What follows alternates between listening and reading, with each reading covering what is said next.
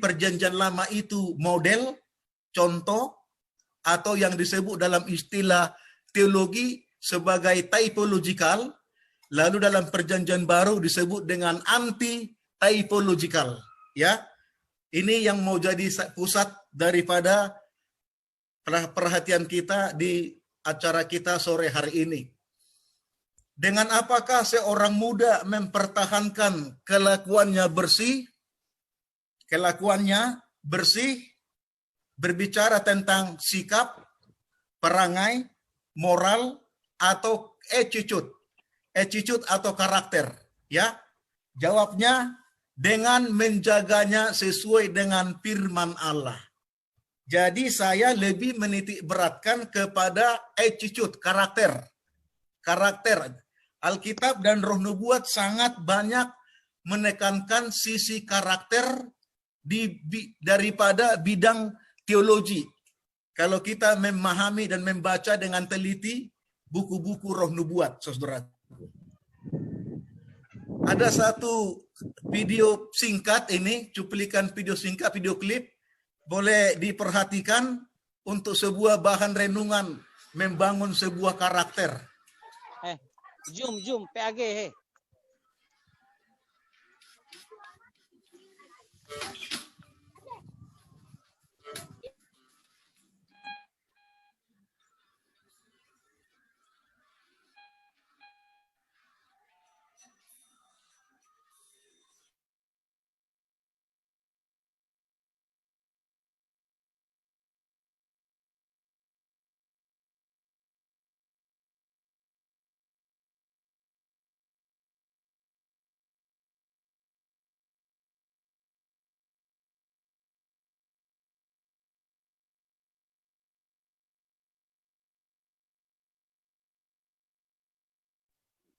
Pendeta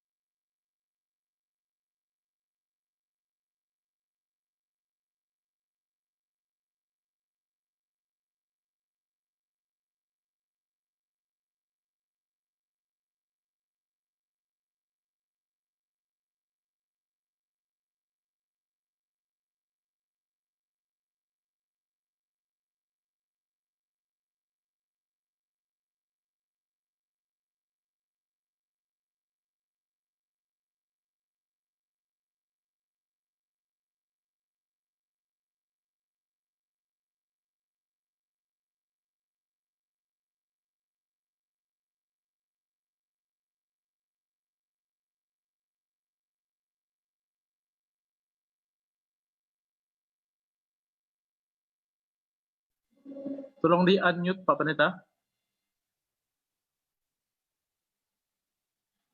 Tolong di-unmute Pak Pendeta. Oke. Baik. Ya. Sikap yang setengah-setengah hati dalam kehidupan umat beragama mengakibatkan tujuan manusia menjadi lemah dan berubah dalam keinginan. Seri Membina Keluarga Bahagia halaman 342.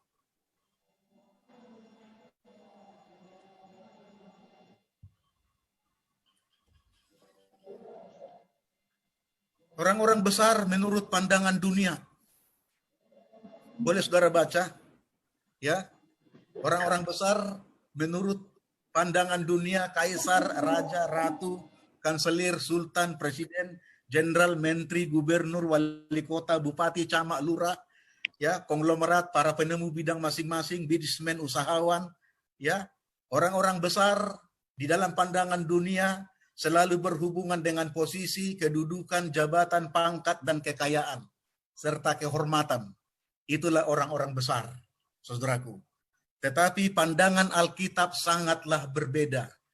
Orang-orang besar menurut Alkitab adalah orang-orang yang selalu menyerahkan hidupnya, rendah hati di dalam Tuhan, ya. Kita lihat Abraham disebut sebagai bapak yang paling besar dari semua sejarah bangsa, orang percaya dan umat manusia di bumi ini. Daud disebut bagi orang Israel adalah raja agung, ya. Yesaya disebut nabi yang paling sukses dari semua nabi orang Israel adalah Yesaya, saudaraku. Kemudian Yeremia dijuluki oleh Alkitab sebagai nabi yang selalu merenung ataupun berduka, ya, menangis, saudaraku, ya. Elia dikenal sebagai nabi yang besar di dalam Alkitab. Elisa, nabi yang paling banyak mengadakan mujizat di dalam perjanjian lama, saudaraku. Kristus adalah manusia yang paling besar, bahkan terbesar dari seluruh orang berdosa di muka bumi. Karena dalam kepemimpinannya dia mau melayani semua orang berdosa tanpa pandang bulu, pilih kasih, dan menyerahkan nyawanya bagi orang berdosa. Tidak ada manusia yang terbesar daripada Yesus, ya. Mendiang Insinyur Soekarno mengatakan bahwa Yesus itu adalah revolutionary man, ya, seorang manusia revolusi, saudaraku. Tetapi Musa dijuluki di dalam Alkitab dan bagi tradisi-tradisi pengajaran agama Yahudi sampai sekarang ini bahwa Musa adalah pemimpin besar yang tidak ada tandingan sampai zaman sekarang ini, saudaraku. Di manakah kebesaran Musa sebagai seorang pemimpin? Ya, di sanalah pelajaran yang mau kita tekankan di sore hari ini. Mereka yang mengasihi dan melayani orang berdosa dan mati bagi mereka agar mereka dapat diselamatkan. Itulah orang-orang besar menurut Alkitab. Yesus sendiri mengatakan dalam Matius 20 ayat 28, anak manusia datang bukan untuk dilayani, melainkan untuk melayani dan memberikan nyawanya menjadi tebusan bagi orang banyak. Inilah pemimpin besar menurut Alkitab. Tema kita tahun 2021 ini, the servant leader, ya. Pemimpin yang melayani karena dia pemimpin. Jadi saudaraku, mari kita belajar menjadi seorang pelayan. Kalau kita menganggap diri kita pemimpin, mari kita melayani. Di dalam pertemuan kita ini ada beberapa pendeta, ya, ada juga beberapa ketua yang hadir, baik dari Pakusarakan, baik dari Medan Teladan maupun dari Cibubur, ya. Mari kita dan pemimpin-pemimpin PA dan orang-orang muda yang akan menjadi pemimpin-pemimpin masa depan, mari kita belajar menjadi pemimpin yang rendah hati, memimpin dengan pelayanan, saudaraku. Kelepasan bangsa Israel dari perbudakan Mesir sudah dekat, bahkan ada di antara kita. Inilah pandangan Alkitab ketika Musa lahir. Sama seperti Yesus lahir, Yohanes mengatakan bertobatlah sebab kerajaan sorga sudah dekat. Karena Yesus sudah lahir dan kehadirannya segera ada di tengah-tengah bangsanya. Lalu Musa itu dilihat elok rupanya, menunjukkan wajah seorang juru selamat yang Allah bangkitkan bagi umatnya. Ya, ini sama dengan Yesus yang elok rupanya, bercahaya ketika lahir di kandang domba itu. Putri Firaun adalah utusan malaikat Tuhan bagi Musa untuk membesarkan dan memeliharanya. Dari manakah biaya untuk membesarkan dan menyekolahkan Musa? Dari istana Firaun. Karena putri Firaun di sana memiliki banyak harta kekayaan. sama dengan Yesus. Siapakah yang akan mendidik membesarkan dia? Yaitu orang-orang Majus yang memberikan harta bendanya, emas, perak dan kemenyan, ya, mur dan kemenyan dan emas untuk biaya kehidupan Yesus. Kemudian tangisan bayi Musa, rasa belas kasihan Allah dalam dan penuh simpati Allah atas penderitaan umatnya dan segera merdeka sudah amat dekat, di mana Allah menyatakan itu. Kelahiran Yesus juga, ketika Yesus tangis, ketika Yesus lahir, ada bayi-bayi yang menangis dibunuh. Itu menunjukkan bahwa sebuah penderitaan, ya, gambaran ini yang saya sebut dengan tipologi dengan Yesus. Jadi Musa itu adalah tipologi di dalam perjanjian lama untuk Yesus, dan Yesus di dalam perjanjian baru adalah anti-tipologi untuk Musa. Saudara-saudaraku, dan kita berbicara tentang sejarah kepemimpinan Musa menjadi seorang pemimpin yang besar, di manakah letaknya? Itulah yang akan kita fokuskan pelajaran kita pada sore hari ini. Inilah yang menjadi sebuah hikayat Musa, ya. Saya baca dulu. Musa bin Amran bin Kehat lahir di Gosen bulan Nisan tahun 1525 sebelum Masehi. Diperkirakan dari fakta-fakta sejarah yang dikumpulkan, yang dihubungkan dengan Keluaran 2 ayat 2, ibunya bernama Yochebed binti Lewi, tentu abangnya bernama Harun, kakaknya bernama Miriam, kakeknya bernama Kehat bin Lewi bin Yakub, lalu bapak mertuanya disebut dengan Rehuel, nama panggilannya adalah Yitro, seorang imam di Midian, istrinya Zipora, anaknya 2, satu Gersom dan satu Eliezer, cucu dari Gersom, cucu Musa dari Gersom, Sebuel, dan cucu dari Eliezer, Rehabia, yaitu anak angkat dari saudara sepupu Eliezer, saudaraku. Musa di dalam bahasa Mesir disebut dengan Moses. Moses artinya itu diambil sepenggal dari kata Totmoses atau Tutmoses, itu adalah Firaun. Firaun, kakeknya putri Firaun ini, ya. Dia itu namanya dewa penyelamat yang berkuasa. Setelah ayah dari putri Firaun ini, nanti Firaun yang berikutnya itu adalah Musa. Tetapi Musa lebih memilih untuk menjadi pemimpin umat Tuhan, lalu dia berhadapan dengan Firaun Ramses, ya. Ya, ada juga di sini teman kita Ramses, ya, Manulang. Ya. Saudaraku, kalau dalam bahasa Aram disebut dengan Mose. Mose artinya pengayom, ya. Pengayom dikoneksikan dengan Keluaran 2 ayat 17. Lalu dalam bahasa Pesita Syriak Moshe, yaitu pelindung. Pelindung agak mirip-mirip juga artinya, sama sebenarnya, ya. Lalu dalam bahasa Ibrani disebut dengan Moseh. Moseh itu artinya diangkat atau ditarik dari air agar selamat. Dekat sekali hubungannya dengan kata Ibrani yang lain, yaitu Mosia. Mosia itu artinya juru selamat atau sang juru selamat, ya. Jadi hak Mosia, sang juru selamat, saudaraku. Dalam bahasa Yunani Moses, ya, Moses, ya. Inilah Musa dalam berbagai bahasa Alkitab kuno dan juga arti dan makna-makna dari namanya. Walaupun seorang sastrawan dari Inggris yang sangat terkenal mengatakan apalah arti sebuah nama.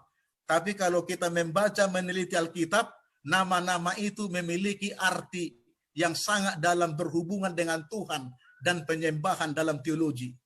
Saudara-saudaraku, 40 tahun hidup di Mesir, 40 tahun hidup di Midian, 40 tahun memimpin bangsa Israel di padang belantara menuju tanah perjanjian Kanaan. Ini adalah bonus Tuhan kepada Musa, 40 tahun yang ketiga, supaya dia dapat melakukan rencana Tuhan bagi umatnya. Saudaraku, mengapa dibagi 40-40-40? Konteks budaya dan ajaran rabi-rabi orang Yahudi, Musa itu paling hebat karena dialah satu-satunya setelah manusia ada di zaman sejarah Israel sampai kepada zaman Yesus yang berulang tahun 3 kali. Kalau orang Israel merayakan ulang tahun itu harus sudah umur 40. Lalu umur 80 berikutnya merayakan ulang tahun yang ketiga. Jadi Musa itu 3 kali merayakan ulang tahun. Ulang tahun pertama 40, ulang tahun kedua 80, ulang tahun ketiga 120 tahun. Saudaraku, makanya Musa membuat sebuah puisi Mazmur, lagu Mazmur dalam Mazmur 90 ayat 10 sampai 12, masa hidup kami 70 tahun saja, jika kuat 80 tahun. Saudara tahu konteks Mazmur ini? Dia menulis ini konteksnya adalah di padang Midian. Ketika dia sudah berumur 70 tahun, mendekati 80 tahun, seharusnya wafat, ya, wafat karena batas usia manusia 80, tapi Tuhan menambahkan kepadanya 40 tahun lagi untuk melaksanakan rencana Allah memimpin bangsa Israel dari perbudakan Mesir menuju tanah Kanaan. Ya, jadi makanya 40 tahun itu bonus dari Tuhan kepada Musa. Saudaraku, menurut orang Yahudi, tidak ada setelah Musa, tidak ada lagi orang sampai sekarang ini yang mendapatkan bonus dari Tuhan 40 tahun. Jadi konteks daripada Alkitab Ibrani ini sangat dekat dengan ajaran rabi-rabi orang Yahudi di zaman Yesus, bahkan sekarang ini.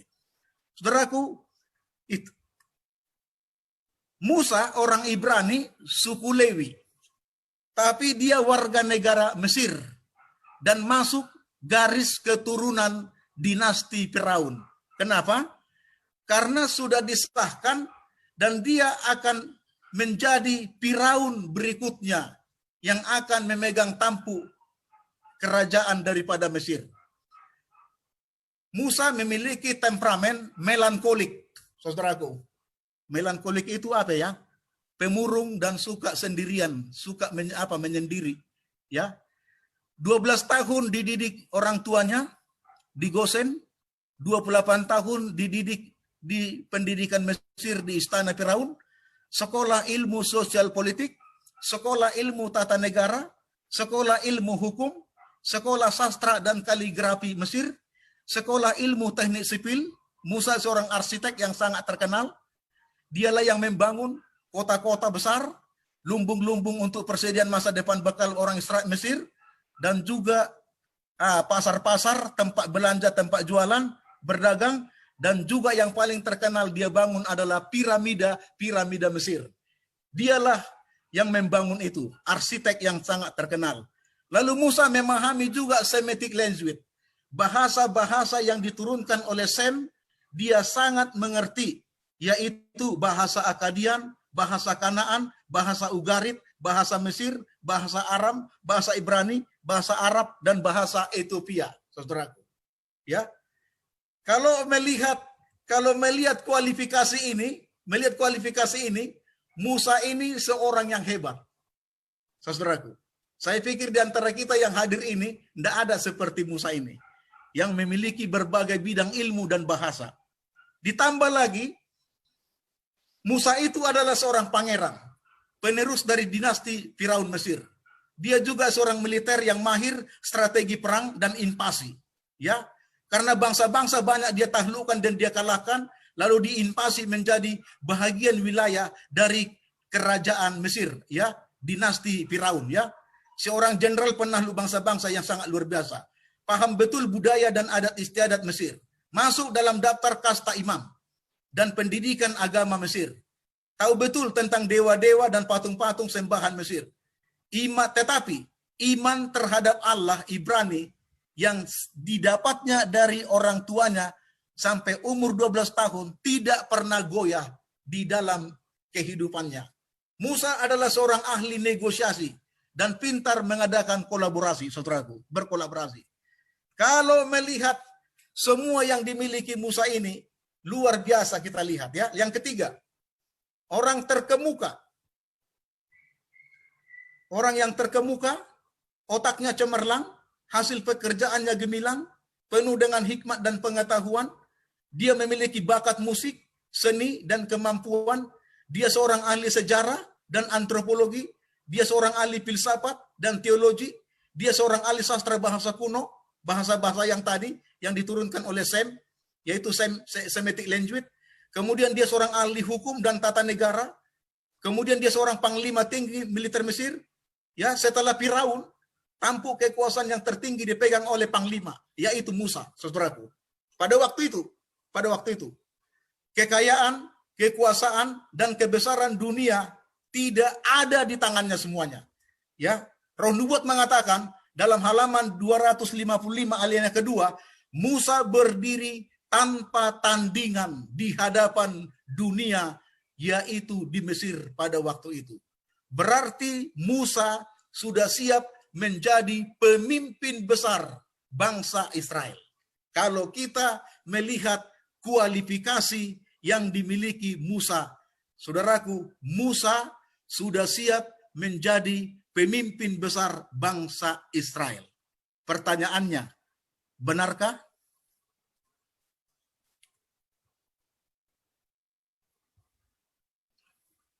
Musa telah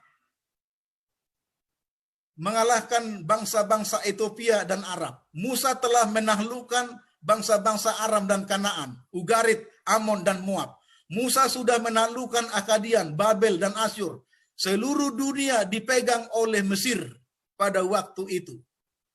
Ya, Musa sudah siap menjadi Firaun. Kalau Firaun yang hidup sekarang waktu itu wafat atau mangkat, saudaraku. Jadi dua kepemimpinan yang sangat penting yang dimiliki Musa, dia siap menjadi Firaun dan siap juga menjadi pemimpin besar umat Allah. Tetapi manakah yang dia pilih, saudaraku? Karena iman, maka Musa setelah dewasa menolak disebut anak putri Firaun. Karena ia lebih suka menderita sengsara dengan umat Allah daripada untuk sementara menikmati kesenangan dari dosa. Ia menganggap penghinaan karena Kristus sebagai kekayaan yang lebih besar daripada semua harta Mesir. Sebab pandangannya ia arahkan kepada upah. Upah yang dimaksud di sini adalah keselamatan hidup yang kekal, yang datangnya hanya dari Allah saja. Ibrani 11 ayat 24 sampai 26. Jadi setelah dewasa, dia berdiri di posisi yang tadi antara dua pilihan. Ternyata Musa menjadi pemimpin umat Israel, umat Tuhan, daripada menjadi Firaun, saudaraku. Coba kita lihat. Peristiwa yang pertama, kalau kita membaca Keluaran 2 ayat 11 sampai 12. Seorang Ibrani bertengkar dengan seorang Mesir. Darah Ibraninya Musa mendidih dan semangat patriotismenya membara. Serta kuasa yang dimilikinya sebagai pangeran Mesir, Musa membunuh orang Mesir itu. Musa mengatakan bahwa dia telah siap menjadi pemimpin besar bagi Allah. Musa telah siap memimpin pemberontakan melawan pemerintahan Mesir dan siap menjadi pemimpin umat Israel. Kalau kita membaca buku Patriarch and Prophet halaman 251 alinea 1, ya. 256 ayat alinea 1, ya. Hak dan otoritas siapakah membunuh? Saudaraku, itu nggak perlu kita bahas, ya. Peristiwa yang kedua, Keluaran 2 ayat 13 sampai 15. Peristiwa berikutnya terjadi. Seorang Ibrani bertengkar dengan sesamanya orang Ibrani. Kemudian Musa menegurnya dan ingin mendamaikannya. Tetapi orang Ibrani itu berkata, "Siapakah yang mengangkat engkau menjadi pemimpin dan hakim atas kami? Apakah engkau juga hendak membunuhku seperti engkau membunuh orang Mesir itu?" Saudaraku, apa yang terjadi? Musa takut dan lari ke padang Midian. Ternyata Roh Nubuat mengatakan Alkitab menegaskan ternyata melalui peristiwa ini Musa belum siap menjadi pemimpin umat Allah. Mengapa? Mengapa Musa belum siap menjadi pemimpin umat Allah? Ternyata dia siap hanya sebagai Fir'aun, bukan pemimpin umat Allah. Saudaraku, pemimpin Firaun, raja-raja, bangsa-bangsa, dinasti, sultan, itu pemimpin kingly power. Kingly power itu artinya orang yang berseberangan, orang yang mengkritik, orang yang tidak satu ide dengan kita, habisi, lenyapkan. Sedikit kesalahan orang, habisi, lenyapkan. Ya, kalau itu yang terjadi sebagai pemimpin umat Allah, itu sangat berbahaya. Mengapa? Karena Musa mau membawa orang Israel, mentalnya mental budak. Mentalnya itu mental budak, moralnya bobrok, saudaraku. Dan mereka semuanya moralnya kejahatan penuh. Jadi kalau Musa bawa nanti ke padang belantara, sedikit saja ada yang salah langsung bunuh. Ya, sedikit saja ada yang salah langsung tebas. Sedikit saja ada yang salah langsung lenyapkan, binasakan. Itu sangat berbahaya menjadi pemimpin umat Allah. Makanya Musa tidak layak, belum pantas menjadi umat Allah. Apa yang dilakukan Tuhan? Tuhan harus mendidik dia 40 tahun lamanya di padang belantara untuk membentuk karakternya. Karakter yang sama seperti karakter Kristus. Saudaraku, kalau kita lihat tadi kualifikasi, apa yang kurang sama Musa? Enggak ada. Musa memiliki segala sesuatu, pengetahuan dan keahlian. Kecuali satu, karakter Allah dia tidak miliki. Saudaraku, belajarlah menjadi pemimpin umat Allah memiliki karakter Kristus. Jika Anda tidak memiliki karakter Kristus sebagai pemimpin gereja, pemimpin rohani, pemimpin umat Allah, Anda gagal menjadi pemimpin yang sesungguhnya di hadapan Tuhan. Bukan hak manusia menghakimi dan mencabut nyawa. Bukan maksud dan rencana Allah membebaskan umatnya dengan jalan pemberontakan dan kudeta. Bukan kekuatan dan kehendak manusia untuk membebaskan umatnya dari Mesir, tetapi kemauan dan kehendak Allah. Saudara boleh baca dalam buku Patriarch and Prophet, halaman 257, alinea yang ketiga. Dan Musa mengandalkan 3 poin ini. Musa mengandalkan 3 poin ini. Dengan memiliki segala sesuatu, dia adalah pangeran, dia habisi semua orang. Dia ingin melakukan pemberontakan kudeta melawan Firaun untuk membebaskan orang Israel dari perbudakan. Ya, dan dia mengandalkan kekuatannya dan kehebatannya, bukan mengandalkan Tuhan dan melakukan kehendak Tuhan. Itu yang dikatakan oleh roh nubuat. Jadi di Musa belum layak, belum pantas menjadi pemimpin umat Israel. Makanya Allah mendidik Musa 40 tahun di padang Midian. Ya. Iman kepada Allah dan tunduk di bawah otoritas Tuhan adalah kemenangan seorang pemimpin. Ini yang penting yang harus dimiliki oleh Musa. Pendidikan karakter di padang Midian. Kurikulum yang diberikan Tuhan kepada Musa adalah iman dan penurutan yang sepenuhnya kepada Allah. Memiliki kesabaran atau panjang sabar. Memiliki karakter kerendahan hati dan kelemah lembutan. Memiliki sikap belas kasihan dan suka mengampuni. Saudaraku, kalau kita lihat poin-poin ini, siapa yang punya? Yesus punya semuanya. Saudaraku, karena dia Tuhan. Dan Musa dididik Tuhan untuk menjadi sama seperti dia di padang Midian 40 tahun. Inilah pendidikan yang tidak diperoleh Musa di Mesir. Dan Allah melatihnya selama 40 tahun sekolah di padang Midian bersama dengan bukit-bukit, lembah-lembah, domba-domba, dan Imam Jitro mertuanya. Mendidik dia di dalam pendidikan agama. Saudaraku. Pembentukan karakter di padang Midian melalui kerasnya hidup di padang belantara. Jangan lupa, hidup padang belantara adalah hidup dalam kekerasan. Maka Anda harus bisa menjadi orang paling lembut menghadapi orang yang paling keras. Panas terik sinar matahari sangat menyengat. Anda harus berlindung di celah-celah batu cadas yang melambangkan batu karang itu adalah Yesus. Anda hanya bisa bernaung di bawah kepak sayap Tuhan belas kasihannya. Kesunyian dan dinginnya malam, hari berlindung dalam naungan hangatnya kasih Tuhan. Menggembalakan domba-domba dengan sabar dan lembut, walaupun domba-domba itu kadang-kadang susah diatur. Ya, pendidikan agama dari Imam Jitro tentang bagaimana melayani umat. Dia harus bisa melayani domba 40 tahun. Jadi ini rencana Tuhan kepada Musa untuk menjadi seorang pemimpin besar. Saudaraku, tidak ada orang yang seperti Musa sekarang ini. Maksud Allah 40 tahun dalam pendidikan karakter di padang Midian supaya Musa melupakan keagungan dan kebesaran Mesir. Supaya Musa meninggalkan kehidupan dan keluarga istana Mesir yang penuh kekafiran.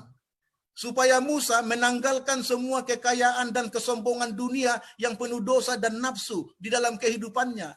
Supaya Musa menanggalkan semua tipu daya, agama mistik, dan patung-patung berhala di dalam kehidupannya karena dia sudah terlalu lama dilatih di sana. Pendidikan agama dari Imam Yitro tentang pelayanan bertentangan dengan teori-teori dan pelayanan yang ada di istana Mesir, saudaraku. Dia harus menanggalkan itu semua. Lalu yang terakhir, Musa harus mampu menyangkal dirinya dengan hidup di dalam pengendalian diri bertaraf. Inilah tujuan Tuhan bagi Musa di padang Midian selama 40 tahun. Jadi saudaraku, diperlukan 40 tahun yang kedua untuk pendidikan karakter sebelum menjadi pemimpin besar di tangan Tuhan. 40 tahun Musa dalam pendidikan. Seharusnya 40 tahun yang kedua Musa dinas pekerjaan. Ya. Kalau sekarang ini pendeta-pendeta di gereja kita usia 65/40 itu yang paling ideal. 65 usianya, dinas kerjanya 40 tahun. Wah, luar biasa. Itu dapat bintang, saudaraku. Tapi di bawah itu nggak dapat bintang. Ya. Jadi seharusnya Musa 40 tahun belajar, 40 tahun dinas kerja, tetapi justru 40 tahun yang kedua ini dia sekolah karakter di padang Midian dari Tuhan sendiri. Makanya Musa menulis dalam buku Mazmur, usia manusia 70. Kalau kuat sehat 80. Artinya apa? Sebenarnya sudah habis dia punya kehidupan dan karir. Tetapi Musa tidak menganggap itu sia-sia. Dan Tuhan juga tidak menganggap itu sia-sia. Tuhan tambahkan bonus untuk 40 tahun yang ketiga, itulah karir Musa. Itulah karir Musa, saudaraku. Jadi 40 tahun pendidikan di Mesir, 40 tahun pendidikan di padang Midian, 40 tahun di padang belantara, itulah dinas kerja Musa di tangan Tuhan. Menjadi pemimpin besar. Allah berhasil membentuk karakter Musa. Allah berhasil membentuk karakter Musa yang panjang sabar, lemah lembut, dan rendah hati oleh karena Musa menyerahkan hatinya, hidupnya di bawah kemauan dan kehendak Allah, serta siap berjalan bersama-sama dengan Allah di dalam rencananya dan pelayanan melakukan misi, yaitu membebaskan orang Israel dari perbudakan Mesir menuju tanah Kanaan. Patria and Prophet halaman 259 alinea 1, saudaraku. Lalu di halaman 259 Roh Nubuat mengatakan, di dalam suasana hikmat di antara bukit-bukit itu, Musa dapat melihat keagungan yang maha tinggi. Di mana-mana halik tertulis, Musa seolah-olah berdiri di dalam hadiratnya dan dikelilingi oleh kuasanya. Musa menjadi orang yang sabar. Perangainya bersikap penuh hormat, rendah hati dan lemah lembut karakternya. Terlebih lembut daripada segala orang yang ada di atas bumi pada waktu itu. Namun kuat dalam prinsip-prinsip iman Allah Yakub. Luar biasa, saudaraku. Ya, jadi inilah tujuan Allah menyekolahkan Musa di padang Midian 40 tahun, belajar dari domba-domba, belajar dari Imam Yitro, dan belajar dari hidup kerasnya hidup di padang Midian itu, saudara. Dan dia, Musa, orang yang paling panjang sabar, orang yang paling rendah hati, lemah lembut dari semua orang yang ada pada waktu itu. Luar biasa. Dan mungkin juga sampai zaman ini. Mungkin juga sampai zaman ini. Musa lah satu-satunya orang yang paling lemah lembut. Itulah karakter yang membuat Musa berhasil menjadi pemimpin besar umat Allah. Dan ini model tipologi daripada Kristus di Perjanjian Lama, dan Kristus melakukan itu di Perjanjian Baru. Saudaraku, pendidikan yang benar adalah kombinasi dari ilmu pengetahuan dengan karakter dilandasi otoritas firman Allah. Pendidikan yang sejati adalah pembentukan karakter yang bertanggung jawab, yang dinyatakan di dalam kebenaran, kesucian, dan kesalehan, serta penuh integritas di dalam Tuhan. Ini statement statement saya sendiri yang buat. Apakah Anda setuju atau tidak setuju? Nggak apa-apa. Boleh setuju, boleh tidak, saudaraku. Namanya sudut pandang atau paradigma seseorang. Musa pemimpin paling sabar. Di mana letaknya Musa pemimpin paling sabar? Di mana fakta yang mengatakan bahwa karakter Musa itu adalah paling lemah lembut, rendah hati? Di mana, saudaraku?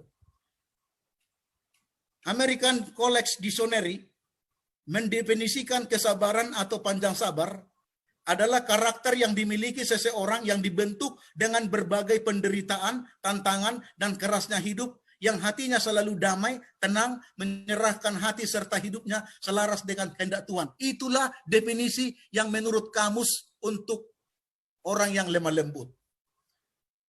Menurut kamus American Dictionary of the English Language mendefinisikan kesabaran yang di dalamnya termasuk kedamaian hati, kerendahan hati, dan kelemah lembutan adalah kualitas-kualitas yang teguh dan istimewa yang dibangun dalam kehidupan seseorang yang menentukan responnya dan hubungannya dengan Tuhan tanpa dipengaruhi kondisi-kondisi yang ada. Kalau di sekitar kita orangnya hidup dalam kekerasan dan kekejaman, orang yang memiliki karakter lemah lembut, dia tetap lemah lembut, saudaraku. Ya, orang di sekitarnya jahat dan koruptor, dia tetap tidak mau melakukan itu karena dia orang yang lemah lembut. Artinya apa? Karakter itu tidak bisa berubah oleh keadaan dan dipengaruhi oleh keadaan. Jadi kalau kita pemimpin masih terpengaruh dan dipengaruhi oleh keadaan, berarti kita belum memiliki karakter yang sesungguhnya, Bapak Ibu. Orang-orang muda, mari tolong belajar lebih banyak. Supaya kita mengerti rencana Tuhan untuk kita. Apalagi pemimpin-pemimpin rohani. Menurut Kamus Besar Bahasa Indonesia, kesabaran adalah ketenangan hati dalam menghadapi cobaan dan kesulitan dalam hidup, sifat tenang dan sabar. Itulah Kamus Bahasa Indonesia. Banyak orang tidak pernah sampai kepada kedudukan yang sebenarnya mereka dapat capai oleh sebab mereka menunggu Allah untuk melakukan itu bagi mereka. Sesuatu yang Ia telah berikan kuasa bagi mereka untuk dapat lakukan. Jadi banyak orang menunggu-nunggu Tuhan yang bertindak. Oh tidak, Bapak Ibu. Tidak. Tuhan sudah memberikan kepada kita kuasa dan kemampuan, ilmu pengetahuan untuk membentuk karakter kita. Semua orang yang ingin menjadi layak, ya saya buat merah, layak. Seperti Musa layak menjadi pemimpin bangsa Israel, untuk pelayanan harus dilatih oleh disiplin mental dan moral yang paling ketat, dan Allah akan menolong mereka oleh menggabungkan kuasa ilahi dan usaha manusia dalam membentuk karakter mereka. Jadi keberhasilan membentuk karakter seperti karakter Kristus adalah kuasa ilahi digabung dengan usaha kita yang sungguh-sungguh untuk dibentuk seperti karakter Kristus. Dan Musa berhasil melakukan itu. Makanya Musa dikatakan pemimpin besar yang lemah lembut, rendah hati, dan panjang sabar di pemandangan Tuhan. Makanya judul pelajaran kita, Moses Character, the great leader of the Israel, ya, of the God's people. Sebuah pandangan sejarah yang dihubungkan dengan tipologi kepemimpinan Kristus di dalam Perjanjian Lama.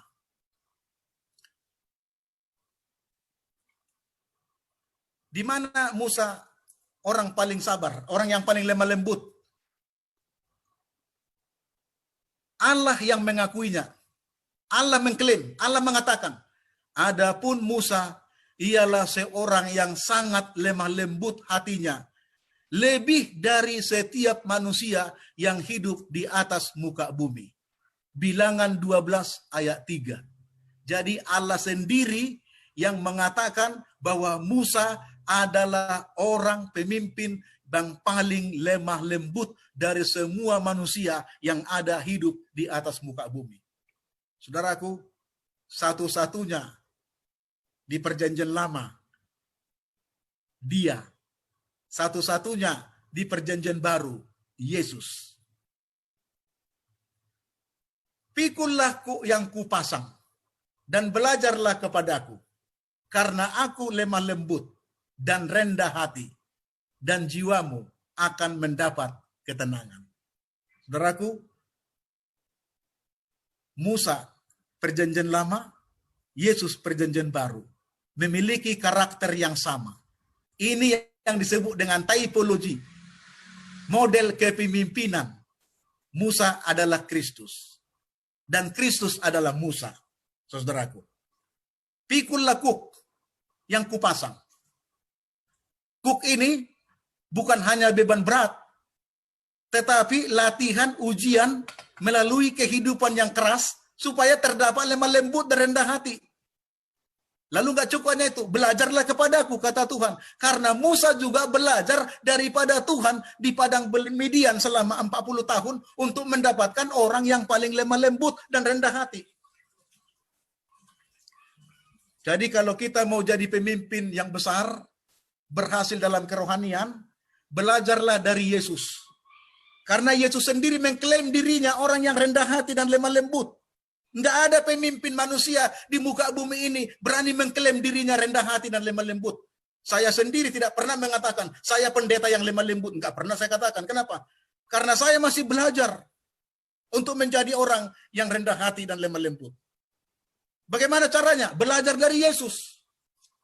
Musa sendiri pun belajar dari Yesus. Di mana lagi terdapat bukti fakta bahwa Musa itu pemimpin besar yang rendah hati? Di dalam Bilangan 11 dan di dalam Keluaran pasal 18. Saudara tahu sejarahnya? Dua konteks ini konteks yang berbeda. Inilah aib yang terbesar. Penghinaan yang terbesar bagi Allah orang Israel adalah peristiwa di dalam dua konteks ini. Keluaran 18 dengan Bilangan 11. Tetapi Musa di sini menunjukkan orang yang paling rendah hati dan lemah lembut. Mendengar dan menerima masukan dan nasihat dari orang lain, serta mau melaksanakannya demi kebaikan banyak orang dan kebaikan dirinya sendiri. Atas ide dan saran Yitro, maka Musa mendelegasikan tugasnya kepada 70 tua-tua Israel. Pemimpin kelompok 10, kelompok 50, kelompok 100, dan kelompok 1000. Selebihnya Tuhan yang akan bertindak. Pemimpin besar yang rendah hati dan lemah lembut mau menerima, mendengar, dan melaksanakan nasihat dari orang lain. Siapapun orang lain itu. Saudaraku, selama dia benar berjalan dengan Tuhan seperti Yitro. Dan Musa melakukan apa yang dikatakan Yitro. Jadi kalau ada pemimpin-pemimpin rohani tidak mau dinasehati, tidak mau mendengar teguran, Saudaraku, mereka itu belum belajar dari Yesus menjadi pemimpin yang rendah hati dan lemah lembut seperti Musa. Yang ketiga, di mana lagi fakta? Di mana lagi fakta bahwa Musa pemimpin besar yang memiliki karakter lemah lembut dan rendah hati? Di mana lagi? Di dalam Keluaran 32 dan Bilangan 14. Keluaran 32 dan Bilangan 14. Dua aib, dua penghinaan besar bagi bangsa di dunia tentang Allah orang Israel. Tetapi apa yang dilakukan Musa? Di mana dia menunjukkan Musa pemimpin besar yang rendah hati dan lemah lembut? Musa datang ke hadapan Allah dan mengakui dosa-dosa bangsa Israel dan memohon pengampunan. Bangsa ini telah berbuat dosa yang besar ya Allah. Tetapi kiranya Engkau mengampuni dosa-dosa mereka. Dan jika Tuhan tidak mau mengampuni dosa-dosa mereka, lebih baik Tuhan menghapuskan namaku dari buku kehidupan itu. Buku yang kau tulis itu, ada namaku di situ. Lebih baik Tuhan hapuskan, jangan ada namaku di situ.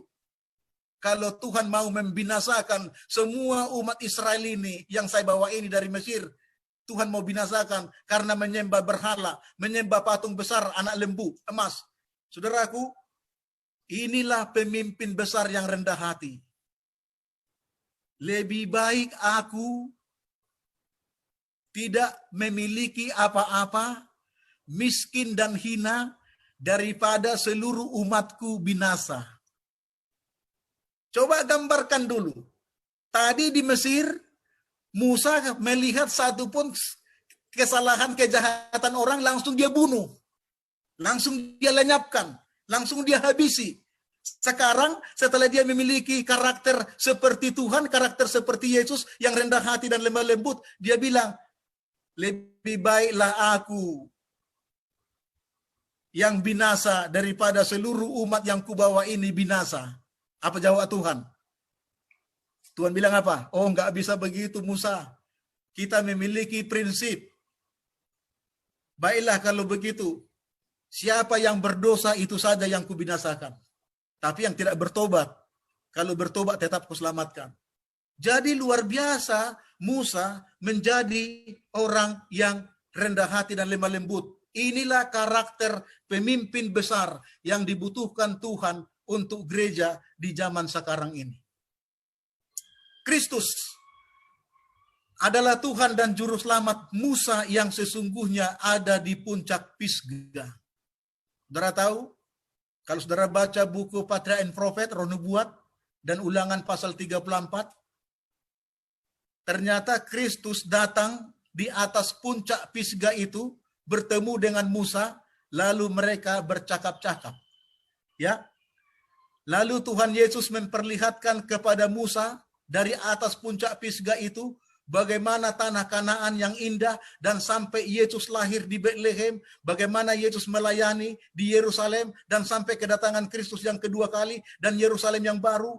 Musa sudah melihat semua itu dari atas puncak Pisgah. Kenapa? Karena dia tidak diizinkan masuk ke negeri Kanaan. Baik. Kita pindah kepada pelajaran yang terakhir. Typological, perspektif. Kalau tadi pandangan sejarah, sekarang kita pindah ke pandangan perspektif, typological, yaitu model kepemimpinan Kristus. Seorang nabi penebus akan bangkit dari antara orang Israel sama seperti Musa, pemimpin besar. Firman Tuhan ada di dalam mulutnya dan segala perintah Allah ada padanya. Konteksnya itu berhubungan dengan Yesus di dalam Matius pasal 4 dan Yohanes pasal 1. Ulangan pasal 18 ayat 15 sampai 18. Misi Musa membebaskan orang Israel dari perbudakan Mesir dan membawa mereka ke tanah Kanaan, negeri yang dijanjikan. Misi Kristus membebaskan orang berdosa dari maut yang kekal dan membawa umat tebusan masuk ke dalam Kanaan surgawi, kemuliaan untuk selama-lamanya. Boleh Bapak lihat tipologinya? modelnya sama. Modelnya sama, saudaraku. Makanya saya sebut pandangan model kepemimpinan Musa, pandangan model kepemimpinan Kristus adalah Musa di dalam perjanjian lama. Musa lahir, semua bayi-bayi dibunuh oleh Fir'aun. Tapi perempuan diizinkan hidup. Waktu Kristus lahir, semua bayi-bayi umur 2 tahun ke bawah dibunuh oleh Herodes. Modelnya sama. Tipologika. Musa 12 tahun hidup dan dididik orang tuanya di Gosen. Kristus mengungsi ke Mesir, 12 tahun dididik orang tuanya sendiri dengan hidup dari mas, mur, dan kemenyan. Persembahan orang Majus itu. Musa hidup 40 tahun di padang Midian. Kristus hidup 40 hari di padang belantara. Musa berpuasa 40 hari 40 malam di Bukit Sinai untuk menerima 10 hukum. Kristus berpuasa 40 hari 40 malam untuk siap melayani firman dan menyerahkan dirinya mati di kayu salib Golgota. Musa membuat 10 tulah di Mesir dan berbagai mujizat di padang belantara. Kristus membuat berbagai mujizat penyembuhan dan membangkitkan orang mati untuk menyatakan kemuliaan Allah. Musa menikmati roti manna selama 40 tahun di padang belantara. Kristus sendirilah roti yang turun dari sorga itu dan roti kekal yang tidak dapat binasa. Jadi kita lihat model, pandangan kita model, yaitu theological perspective, saudaraku. Mudah-mudahan dimengerti ketika saya membagikan ayat-ayat ini ya. Musa pemimpin besar yang meletakkan dasar pemerintahan sipil Israel dan pondasi hukum serta ajaran-ajaran iman bagi Yahweh. Kristus sendirilah hukum itu, Kristus sendirilah Yahweh itu, Kristus sendirilah kebenaran dan hidup yang kekal dan pemimpin besar umat manusia yang dapat menyelamatkan dari dosa menuju kepada kehidupan yang kekal. Musa wafat dan dikuburkan oleh para malaikat. Kristus wafat dan dikuburkan murid-muridnya Nikodemus dan Yusuf Arimatea, orang-orang terpelajar dan orang-orang kaya.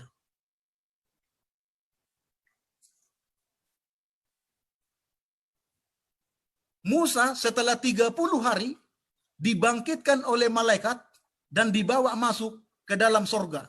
Kristus setelah 3 hari bangkit dari kubur oleh kuasanya sendiri dan naik ke sorga untuk menyelesaikan fase pekerjaan terakhir sebagai imam besar dan pengantara kita di bilik yang maha suci sorgawi. Musa pemimpin besar yang dapat melihat yang tidak kelihatan, melihat Allah yang tidak dapat dilihat manusia, berbicara dengan Tuhan yang tidak dapat sembarangan orang berbicara dengan Tuhan. Kristus sendirilah Tuhan itu yang berbicara kepada semua orang berdosa. Marilah kepadaku, semua yang letih lesu dan beban berat. Belajarlah kepadaku, karena aku rendah hati dan lemah lembut. Saudara-saudaraku, Musa, model kepemimpinan Kristus di dalam perjanjian lama. Dan Kristus anti model yang sama di dalam perjanjian baru.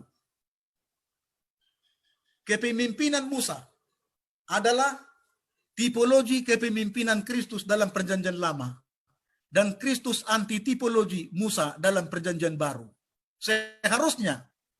Seharusnya model Kristuslah kita menggunakan dalam kepemimpinan umatnya sekarang ini di dalam organisasi gereja. Jadi tidak ada kingly power, Bapak Ibu. Yang ada panjang sabar, kerendahan hati, kelemah lembutan, suka memberi dan mengampuni. Itu model kepemimpinan Musa dan model kepemimpinan Kristus untuk menyelamatkan umat Allah. Seminggu sebelum penyaliban, Kristus bergumul untuk menanggung dosa seisi dunia ini. Dia pergi ke satu bukit yang tinggi. Dalam Alkitab tidak disebutkan nama bukit itu bukit apa. Tapi akhirnya para sejarawan dan teologi menulis Bukit Kemuliaan. Ya, dia pergi ke satu bukit yang tinggi, berubah rupa, wajahnya bercahaya, dan pakaiannya putih cemerlang. Kristus dimuliakan di sana, di bukit itu, oleh kehadiran Musa dan Elia. Musa, pemimpin besar yang mati, bangkit, dan naik ke sorga. Elia, nabi besar yang tidak mati, langsung ke sorga. Dua-dua datang mendampingi Yesus, lalu menguatkan dia untuk siap menanggung cawan dosa dunia ini. Mati di kayu salib Golgota. Saudaraku, Musa di atas puncak Pisgah dimuliakan Tuhan. Elia di atas puncak bukit Horeb dimuliakan Tuhan. Dari sana dia terbang, naik kereta kuda, masuk ke sorga. Lalu Yesus dimuliakan di puncak bukit kemuliaan. Jadi sama-sama di atas puncak bukit. Inilah gambaran yang saya berikan, saudaraku. Dikatakan Robert Greenleaf. Robert Greenleaf mengatakan, saya melayani karena saya pemimpin. Dan saya pemimpin karena saya melayani. Jadi pemimpin-pemimpin yang baik, haruslah yang pertama dia menjadi pelayan-pelayan yang baik. Itulah artinya pemimpin yang melayani, Bapak Ibu. Henry Nouwen di dalam bukunya Kepemimpinan Kristen mengatakan, jalannya seorang pemimpin Kristiani bukanlah sebuah pergerakan yang meningkat naik ke atas, melainkan jalan dengan pergerakan menurun ke bawah dan berakhir di kayu salib Golgota. Yesus melakukan itu, Musa di Perjanjian Lama melakukan itu. Yesus mati karena dosa-dosa, Musa mati karena segala kejahatan orang Israel di padang belantara. Dia dikuburkan. Tipologi dan anti-tipologi. Saudaraku, jadi kalau ingin menjadi besar, harus lebih dahulu melayani dan mau menjadi orang kecil. Kalau mau jadi pemimpin tertinggi, harus mau diturunkan mati di kayu salib Golgota. Kalau tidak mau, jangan jadi pemimpin, Bapak Ibu. Jadi banyak sekarang pemimpin-pemimpin berlomba-lomba berambisi untuk naik ke kursi nomor 1. Ya, Musa tidak pernah duduk di kursi nomor 1. Yesus juga tidak pernah duduk di kursi nomor 1. Di dunia ini. Tapi di sorga nanti, semua orang didudukkan di kursi nomor 1. Kursi nomor 1 itu kursi panas itu. Apa kata Yesus? Matius 20 ayat 26 sampai 28. Barang siapa ingin menjadi besar, hendaklah ia menjadi pelayan. Barang siapa ingin menjadi terkemuka, hendaklah ia menjadi hamba. Sama seperti anak manusia, datang bukan untuk dilayani, melainkan untuk melayani dan memberikan nyawanya menjadi tebusan bagi banyak orang. Menjadi pemimpin rohani harus siap mati. Kalau nggak siap mati, nggak usah jadi pemimpin. Hai orang muda, jadilah teladan bagi orang-orang percaya dalam perkataanmu, dalam tingkah lakumu, dalam kasihmu, dalam kesetiaanmu, dan dalam kasihmu. Sambutlah panggilan, tema besar kita, I will go, I will go, go menjadi pelayan dan rendah hati, lemah lembut. Ingatlah akan pemimpin-pemimpinmu. Ingatlah akan pemimpin-pemimpin kamu yang telah menyampaikan firman Allah kepada kamu. Perhatikanlah akhir hidup mereka dan contohlah iman mereka. Saudara tahu, Ibrani pasal 11, para pemimpin-pemimpin besar, yang terbesar adalah Musa, semuanya mati di dalam iman dan pengorbanan, menyatakan karakter Allah. Saudaraku, terima kasih. Semoga bermanfaat. Ya. Closing statement Nanti kita diskusi kalau ada. Closing statement. Bukan uang, bukan tanah, bukan kedudukan, bukan jabatan. Tetapi karakter seperti Kristuslah yang akan membukakan pintu gerbang Firdaus bagi kita. Bukan keagungan atau pencapaian kepintaran yang tinggi yang akan memenangkan mahkota kekekalan bagi kita. Hanyalah kerendahan hati, kesederhanaan bagi mereka yang telah membuat Allah menjadi segalanya yang akan menerima pemberian itu. Christian Service, halaman 247. Kiranya pernyataan penutup yang terakhir ini, karakter Kristus boleh menjadi bagian kita kalau kita ingin menjadi pemimpin rohani. Di gereja, di konferen, di daerah, di uni, di divisi, dan di GC, inilah yang diminta oleh Tuhan bagi pemimpin-pemimpin besar rohani. Tuhan Yesus memberkati. Amin. Saya kembalikan kepada Pendeta Tambah.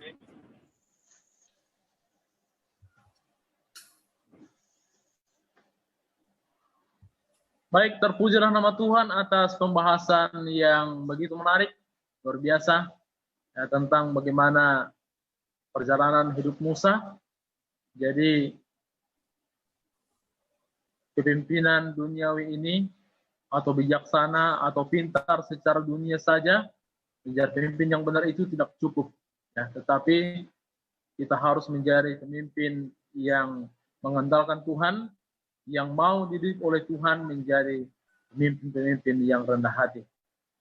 Terima kasih Pak Pendeta Utagalung untuk pelajaran Sama-sama Tuhan berkati. kita sebagai orang-orang muda, dan terkhusus juga sangat berharga juga bagi orang-orang tua kami yang boleh hadir pada kesempatan PA ini. Terutama ketua-ketua gereja ya.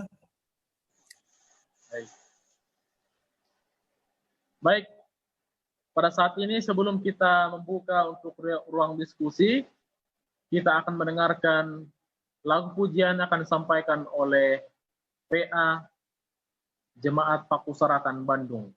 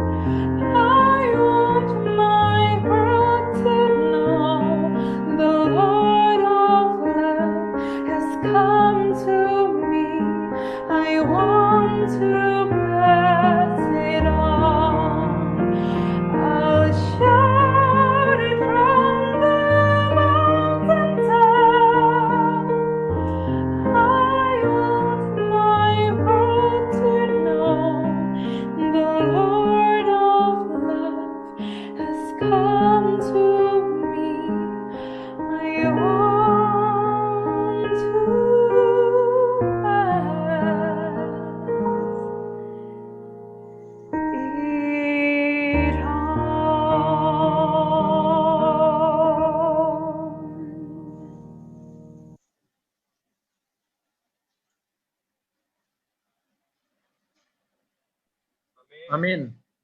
Terpujilah nama Tuhan atas lagu pujian yang telah disampaikan oleh PA Jemaat Pakuserakan Bandung, yaitu Gabriela Hasibuan. Semoga lagu pujian itu boleh mengangkat hati dan jiwa kita untuk lebih dekat kepada Tuhan. Baik, pada saat ini kita masih mendengarkan satu lagu pujian lagi yang akan disampaikan oleh PA Cibubur.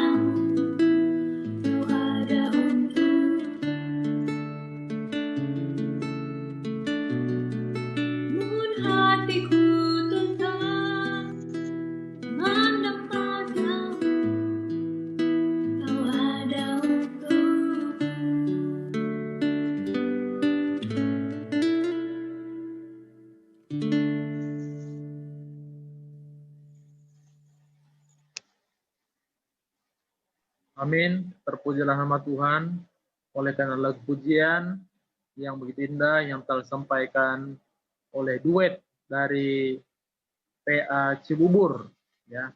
Yang lagu pujian itu boleh menguatkan iman rohani kita untuk lebih dekat kepada Tuhan. Baik, waktu yang indah ini kita gunakan untuk berdiskusi. Mungkin ada pertanyaan yang mau kita tanyakan sehubungan dengan pembelajaran yang telah disampaikan oleh Bapak Pendeta Asnawi Hutagalung. Boleh raise hand atau bisa langsung chat di room chat kita. Baik, ada dari Mira Giovanni, silakan. Boleh?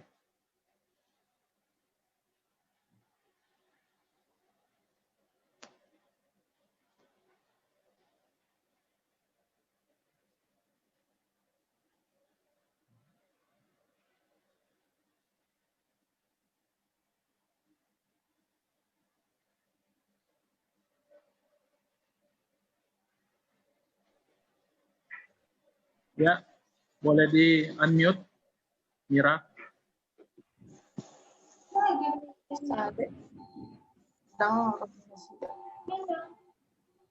Tang.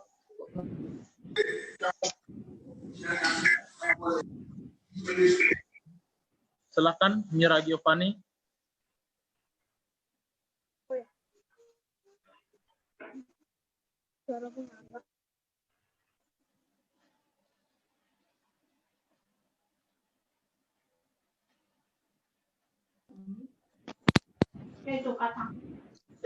Halo, suara saya kan? Ya, silakan Mira Giovanni.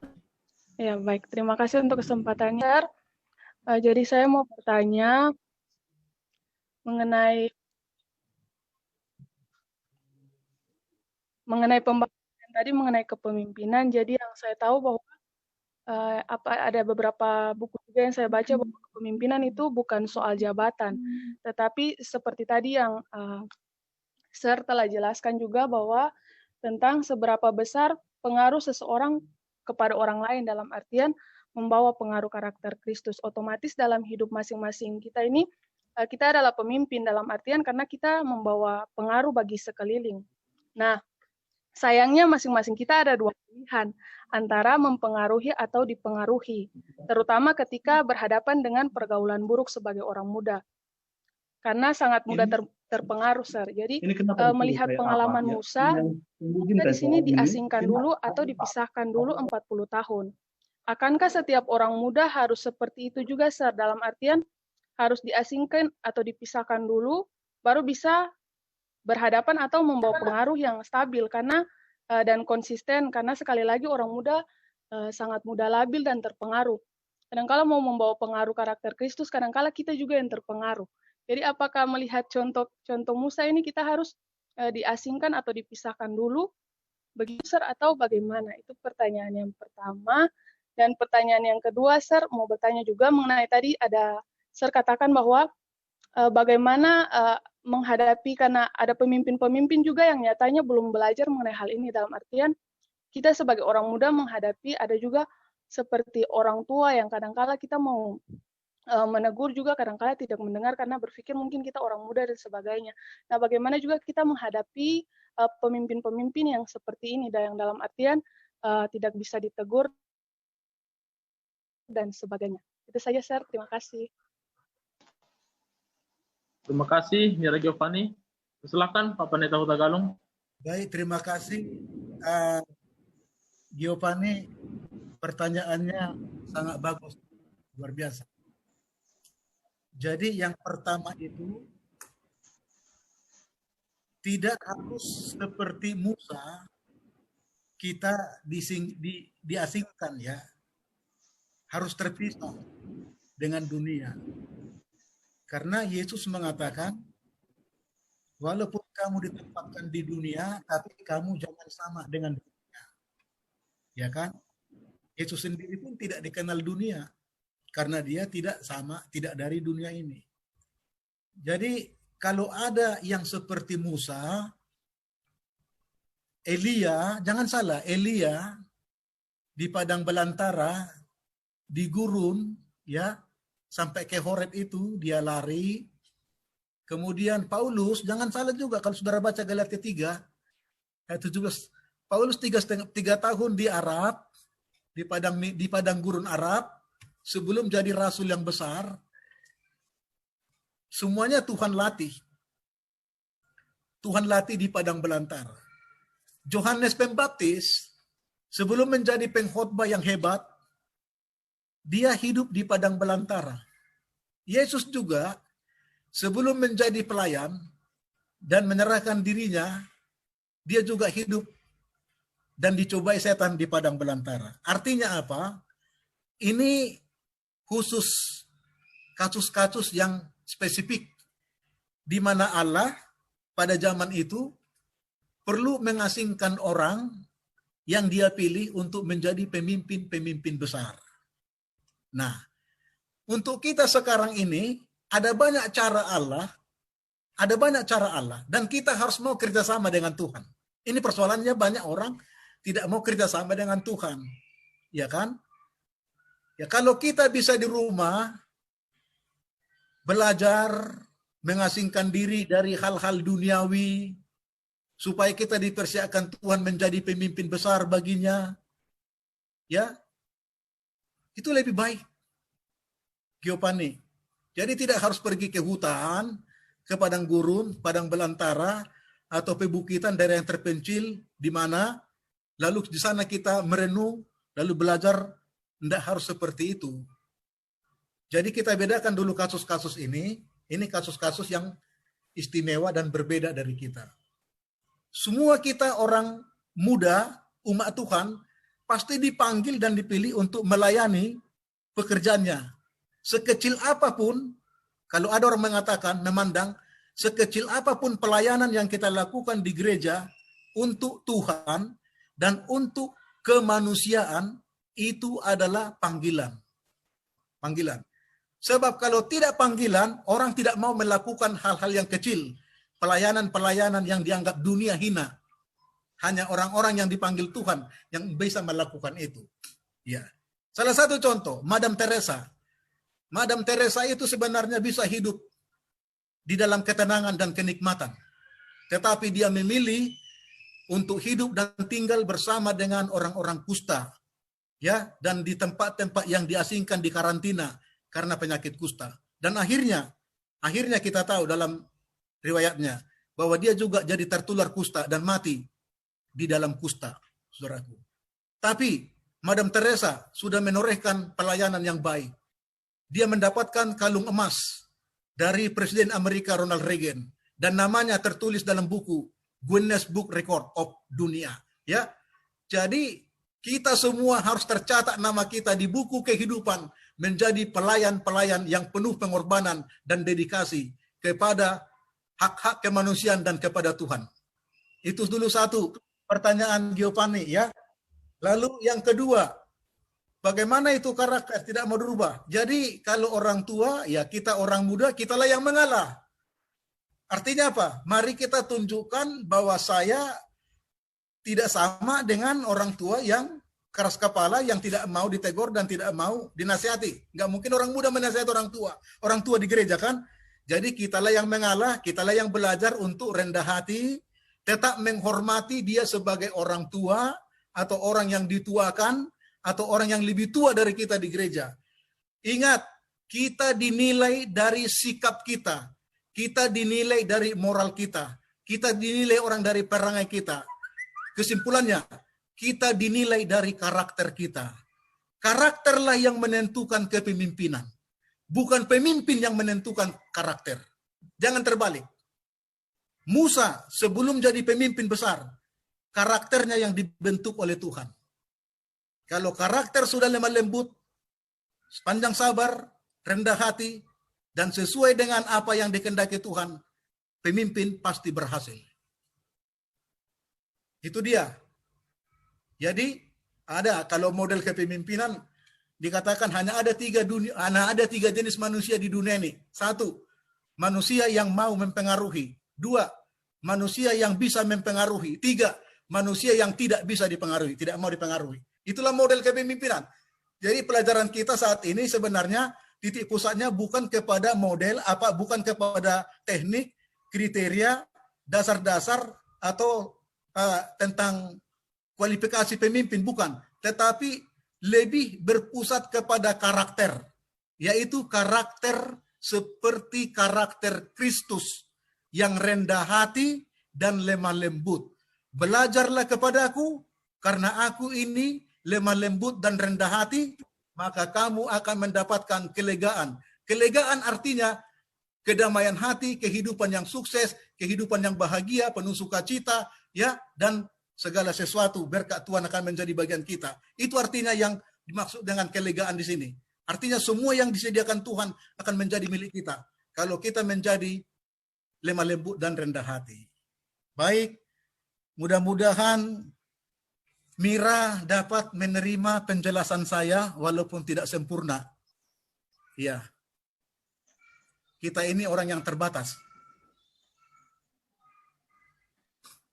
Baik, terima kasih Pak Pendeta.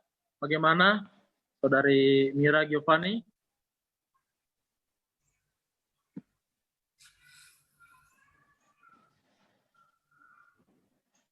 Baik, terima kasih atas jawaban yang telah disampaikan oleh Pendeta Huta Galung.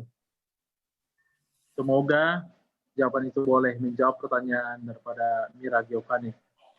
Baik, di sini juga ada pertanyaan dari Saudari Tabita. Pertanyaannya adalah, bagaimana Musa dan Yesus dapat berpuasa selama 40 hari, 40 malam?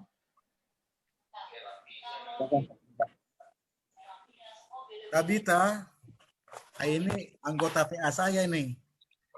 Ya, rajin ke gereja, nyanyi bisa, pianis mantap.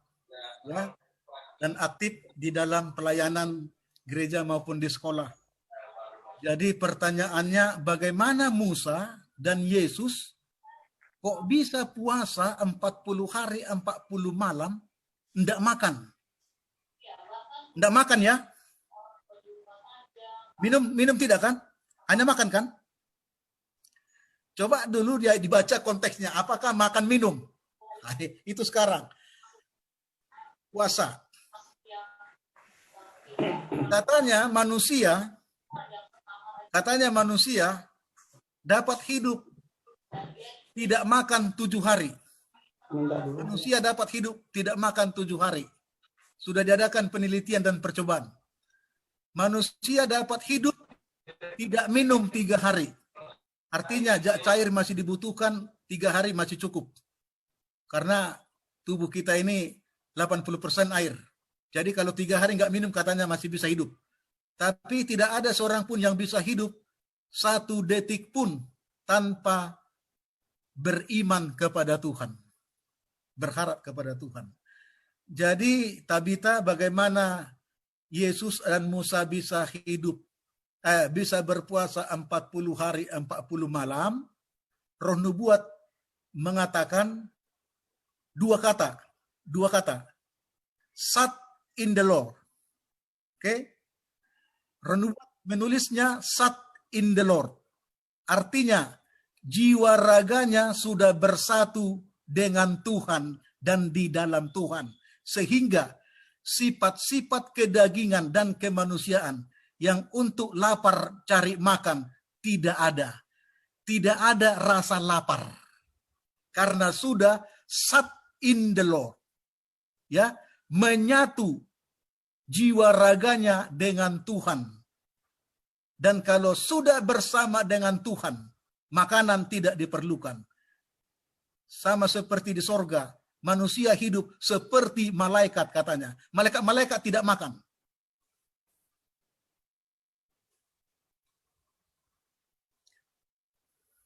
Boleh diterima Tabita ya?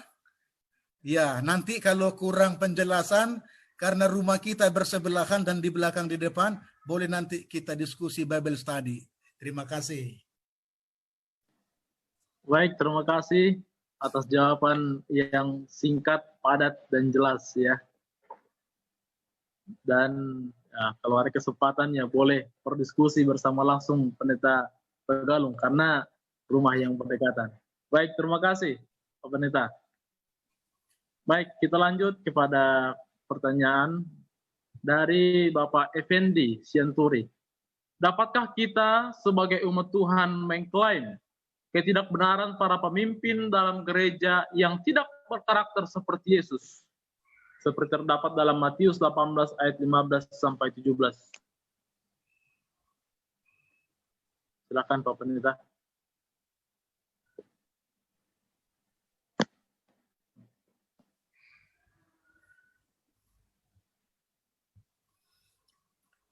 Wah, ini kalau pendeta bertanya, saya sulit untuk jawab. Apalagi pendeta senior ya. Nah, ini Ada juga teman-teman pendeta di sini. Pendeta Dayan Naibaho juga, pendeta senior itu, di atas saya. Ya. Jadi, fokuskan dulu pertanyaannya, pendeta Tambah, fokuskan dulu. Fokuskan dulu. Pertanyaannya fokuskan. Baik, ini sesuai dengan chat dari Bapak Effendi Sianturi. Dapatkah kita sebagai umat Tuhan mengklaim ketidakbenaran para pemimpin di dalam gereja yang tidak berkarakter seperti Yesus? Artinya apa? Kalau pemimpin-pemimpin kita atau orang juga, umat juga tidak benar, dapatkah kita mengatakan bahwa dia tidak memiliki karakter seperti Kristus? Saudara-saudaraku, tolong dulu dibedakan ketidakbenaran dengan karakter. Kita hidup sekarang ini sudah masuk di dalam kebenaran Tuhan. Ketika kita ditebus, kita sudah dibenarkan dan dipakaikan jubah kebenaran supaya kita mampu berjalan dan hidup sesuai dengan kebenaran itu. Namun sifat-sifat kedagingan manusiawi berdosa kita sering lemah dan jatuh. Ya. Tapi kejatuhan kita bukan menentang atau tidak percaya kepada kebenaran. Inilah yang diperlukan bagi kita untuk sanctification by faith itu, langkah kedua dalam keselamatan, bagaimana Roh Kudus bekerja untuk membentuk karakter kita. Karakter kita seperti Kristus di dalam kesucian dan kesalehan. Nah, kalau orang-orang yang tidak benar, tidak berjalan sesuai dengan kebenaran, dapatkah kita klaim, saudaraku, bukan urusan kita, bukan tugas kita untuk menghakimi karakter orang. Bukan. Itu pekerjaan Tuhan. Karena hanya Tuhan yang tahu tentang karakter. Karena karakter itu ada di pikiran kita. Pikiran kita yang di sini, yang disebut dengan ilmu medis, frontal lobe, yang berhubungan dengan Tuhan. Di mana Tuhan bertahta di pikiran kita adalah otak depan yang melambangkan tabiat. Dan Tuhan memeteraikan di sini. Kalau kita membaca dalam Wahyu pasal 14, ayat 1-5, dan Wahyu pasal 7, di dahi dimeteraikan nama Allah dan nama anak domba. Artinya bahwa setiap umat Tuhan yang memiliki karakter yang serupa dengan Kristus, itu maksudnya memiliki karakter Yesus, yaitu Allah dan anak domba. Di dahi, tabiat, frontal lobe, otak depan, tahta Allah. Jadi artinya, yang kita lihat di luar ini, belum tentu sama yang dilihat oleh Tuhan di dalam pikiran seseorang. Jadi kita tidak bisa menghakimi, mengklaim, oh dia itu enggak benar, dia itu begini-begini, enggak. Bukan tugas kita itu. Tugas kita adalah bagaimana kita memperbaiki diri kita dan berjalan bersama dengan Tuhan. Makanya kata Tuhan, jangan menghakimi sebelum waktu yang diberikan untuk menghakimi. Saudaraku. Jadi, mari kita berjalan membangun hubungan kita yang intim secara pribadi dengan Yesus daripada melihat kelemahan, kekurangan, lalu akhirnya kita mengkritik dan mencap, menghakimi. Ya, pikiran kita yang jadi rusak. Jangan saudaraku. Urusan kita masing-masing adalah ke sorga, maka kita bangun. Kalau bisa kita nasihati karena kita anggap tidak benar, ya berjalannya kurang pas, ya tidak di koridor, kembalikan ke koridor, tidak sesuai dengan SOP, ya kembalikan kepada SOP, ya itu dia. Kalau sedikit dalam kegelapan, masukkan ke dalam terang, itu tugas kita sebagai pemimpin-pemimpin rohani. Jadi bukan menghakimi atau mengklaim, saya benar, dia tidak benar. Bukan begitu. Baik, terima kasih. Terima kasih Pendeta Tambah. Baik, terima kasih Pak Pendeta Huta Galung atas jawaban yang telah diberikan.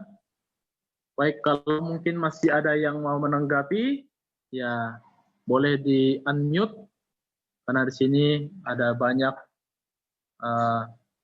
Bapak Pendeta yang boleh memberikan masukan yang baik atas pertanyaan-pertanyaan yang disampaikan. Baik, Boleh saya sedikit? ya silakan. Ya, bolehkah kita menghakimi lah, kata kasarnya, ataupun mengkomplain para pimpinan di jemaat jika memang ia salah? Lihat konteksnya dahulu. Tapi Allah itu tertib teratur. Kita punya peraturan, baik di dalam Alkitab firman Tuhan maupun peraturan organisasi kita. Kalau memang benar-benar ada saksi dan kita lihat salah, kita mainkan aturan organisasi kita. Tidak salah. Contoh, di jemaat kami umpama, nggak usah jauh-jauh, kita nggak usah bicara tempat lain. Ada kedapatan berzina oleh istrinya. Lalu istrinya komplain kepada majelis. Bukti saksi sudah ada, sudah lihat. Lalu kita lakukan pendekatan kepada orangnya tersebut. Dan akhirnya secara rohani kita lakukan, mereka mengakui. Ya kita lakukan pemecatan. Ya, itu pun yang menyetujui adalah konferensi jemaat. Majelis hanya menganjurkan ya usulan itu. Tidak salah. Apakah itu tidak menghakimi? Ya menghakimi, kata menghakimi. Karena ada yang divonis. Tetapi sesuai dengan peraturan apa? Organisasi kita. Tidak salah. Ya, ini pun pendeta kita Utagalung sudah tahu ya langkah-langkah, dan kami banyak belajar dari hamba Tuhan ini. Terima kasih. Baik, terima kasih Pak Gerson. Maksudnya tadi adalah secara pribadi. Kalau secara organisasi gereja, itu memang sudah ada hukum yang berlaku. Ya kan? Nah, siapa yang melanggar hukum yang berlaku itu, peraturan gereja itu, Alkitab itu, ya kita lakukan apa? Pendisiplinan, kan begitu. Ini kan penghakiman secara organisasi namanya. Kalau di sana undang-undang pidana, hakim di pengadilan negeri, hakim di pengadilan tinggi, dan mahkamah, itu juga lembaga negara sah untuk menghakimi orang. Jangan salah. Pendeta pun kalau dipidana nggak boleh membela. Di sana kan, maksud saya tadi itu secara pribadi kita menghakimi orang. Kamu nggak benar, kamu nggak beres, ya karaktermu nggak. Wah, itu maksud saya nggak bisa kita seperti itu, nggak bisa menghakimi seperti itu, nggak bisa. Ya urusan kita kepada Tuhan. Tapi kalau secara organisasi gereja, baik di gereja lokal, di gereja kompren, daerah, uni, ada apa? Ada peraturan yang berlaku di sana, bahkan yang dicap oleh tenaga kerja. Ya kalau melanggar, lakukan sesuai dengan apa? Disiplin dengan apa? Peraturan itu kan sudah ada di situ. Nah itu boleh, saudaraku. Ya. Oke ya. Jadi Gerson ambil sisi dari organisasi, saya ambil sisi dari pribadi. Pribadi menghakimi pribadi orang, itu nggak boleh. Oke. Itu yang dimasukkan Yesus. Tapi kalau untuk organisasi, Yesus sudah kasih patron. Matius 18 ayat 16-18. Tegurlah 4 mata, tidak terima, bawa saksi, tidak bertobat, bawa ke majelis, tidak ya putuskan, setelah itu konferensi jemaat. Itu sah. Penghukuman seperti itu sah. Jangan salah. Oke. Terima kasih untuk Gerson yang sudah memberikan masukan untuk memperjelas mana yang tidak, mana yang boleh. Oke. Baik, terima kasih Bapak Gerson Solang, juga Pendeta Tagalung yang telah memperjelas jawaban dari pertanyaan tadi. Baik, di sini masih ada pertanyaan dari Bapak Daniel Supriyono dari Jemaat Pakusarakan Bandung. Dikatakan sini ada klaim Musa disamakan dengan Muhammad. Bagaimana menerangkannya Pak Pendeta? Ini mungkin maksudnya Nabi Muhammad ya. Silakan Pak Pendeta. Wah, ini pertanyaan kita sedikit menyimpang ya. Karena pelajaran kita berfokus kepada karakter pemimpin. Tapi tidak apa-apa. Sedikit kita jawab. Tapi kalau mau lebih luas, boleh langsung japri saya. Atau ikuti hari Minggu jam 7 ada interaktif Islam dan Advent. Ya, saya salah satu di sana yang selalu memberikan narasumber. Di mana itu tertulis? Bilangan atau ulangan? Ulangan 18 ayat 15, 16 dan 18. Ya, bahwa akan bangkit seorang nabi yang besar sama seperti aku ini, kata Musa. Jangan lupa konteksnya. Musa bicara sama siapa dan untuk siapa? Di mana? Itu konteks Alkitab, begitu cara belajar supaya jangan salah. Musa tidak berbicara di Arab Saudi. Musa tidak berbicara di Gunung Arabia. Enggak. Musa berbicara di tengah-tengah bangsa Israel yang dia pimpin. Dia katakan akan bangkit, akan dibangkitkan Allah, nabi yang besar sama seperti aku ini. Berarti Musa ini pemimpin besar. Yesus juga pemimpin besar. Dari antara saudara-saudaramu, bangsamu. Bangsamu itu, saudaramu itu adalah Israel. Israel. Yesus itu orang Yahudi, suku Yehuda. Ya, di tengah-tengah kalian. Di tengah-tengah siapa? Di tengah-tengah bangsa Israel. Berarti di tengah-tengah orang Yahudi. Jadi tidak ada hubungannya dengan Muhammad. Karena Muhammad itu di luar konteks. Dan tidak ada di dalam konteks ini. Tidak pas dengan konteks ini. Nah, itu sedikit jawaban. Jadi ini nubuatan bukan berbicara tentang Muhammad. Dua. Tidak pernah ada nabi datang dari luar Israel. Semua nabi-nabi dalam Alkitab berasal dari orang Israel. Sampai kanon Alkitab. Di luar kanon Alkitab, menurut kesepakatan teologi, tidak ada lagi nabi. Jadi Muhammad itu orang Arab. Tidak ada nabi dari Arab. Semuanya orang Israel. Itu konteks kedua. Jadi konteks yang ketiga, Musa sedang melambangkan dirinya, mengidentikan dirinya kepada Yesus. Itulah yang tadi disebut dengan apa? Typological. Typological. Christ typological leadership. Christ leadership typological. Ya, bahwa Musa model kepemimpinan Kristus di dalam perjanjian lama yang menyelamatkan orang Israel. Kalau itu Muhammad, apa Muhammad sama modelnya dengan Musa? Enggak sama. Tapi Musa sama dengan Yesus dalam segala hal. Mulai dari kelahiran sampai kepada kematian. Musa mati, bangkit, dibawa ke sorga. Yesus mati, bangkit, dibawa ke sorga. Muhammad mati, belum bangkit sampai sekarang. Kuburannya masih ada di dalam negeri Arab. Jadi modelnya tidak pas. Jadi itu 3 poin yang saya berikan kepada Bapak. Bapak apa tadi? Bapak Daniel Supriyono. Oh, Bapak Daniel Supriyono. Terima kasih atas pertanyaannya, Bapak. Mudah-mudahan dapat berterima. Ya, jawaban yang kurang lengkap nggak apa-apa ya.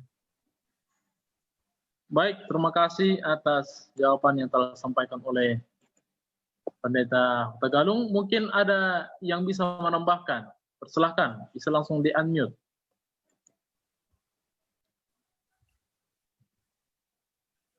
Baik, kalau tidak ada lagi mungkin kita masih berikan waktu untuk yang mau bertanya. Satu pertanyaan lagi, mungkin ada di antara kita yang mau menyampaikan pertanyaan, dipersilahkan. Orang-orang muda dulu. Ya, orang-orang muda. Persilahkan orang-orang muda.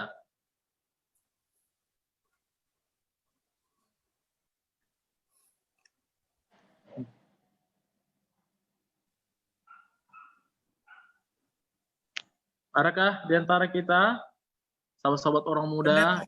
Pendeta Tamba, tolong aku mau share screen. Ada satu slide untuk orang muda. Baik, silakan Pak Pendeta. Sekalian statement. Saya minta orang muda yang jawab dan diskusinya ya. Oke, silakan Pak Pendeta.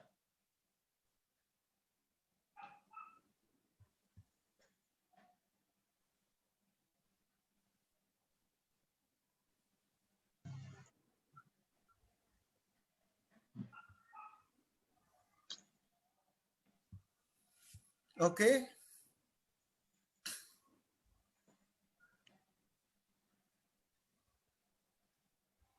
Coba orang muda diskusikan dan jawab. Saya ingin dengar bagaimana orang muda bekerja untuk Tuhan di jalan jemaat.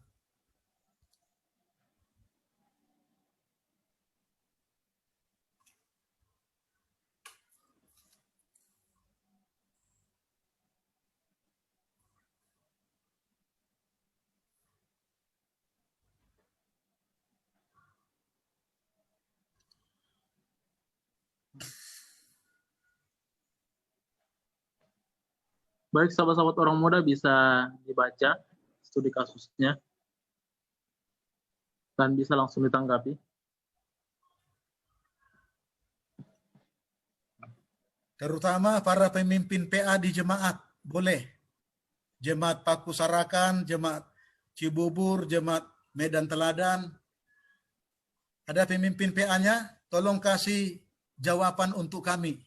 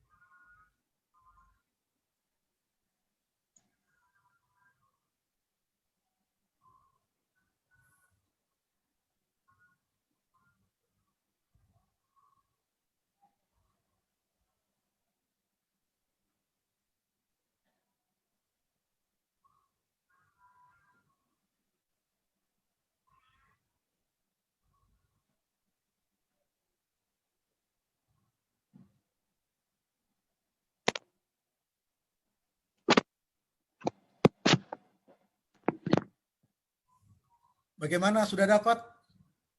Sudah dapat apanya? Kasusnya? Tolong berikan masukan dan gagasan-gagasan.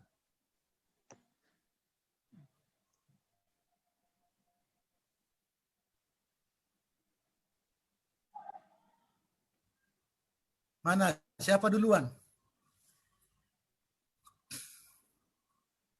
Pemimpin PA hebat. Mana pemimpin PA hebat?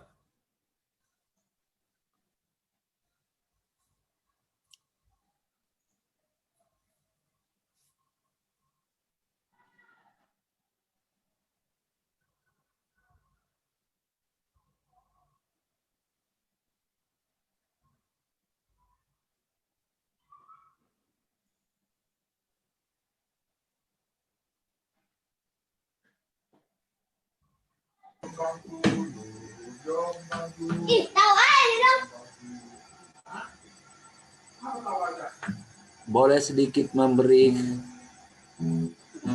tanggapan? Siapa? Dari siapa? Dari siapa? Saya Pak Malau. Oke, Pak Malau dari Paku Sarakan. Ya, baik. Baik. Ini kelihatannya orang muda ini menganggap bahwa dirinya seorang yang hebat ya. Apakah ukuran kehebatan dia sebetulnya? Kalau hanya bertalenta, punya keahlian, bukan itu yang menjadi suatu patokan atau menjadi suatu standar untuk bisa dipilih sebagai ketua PA.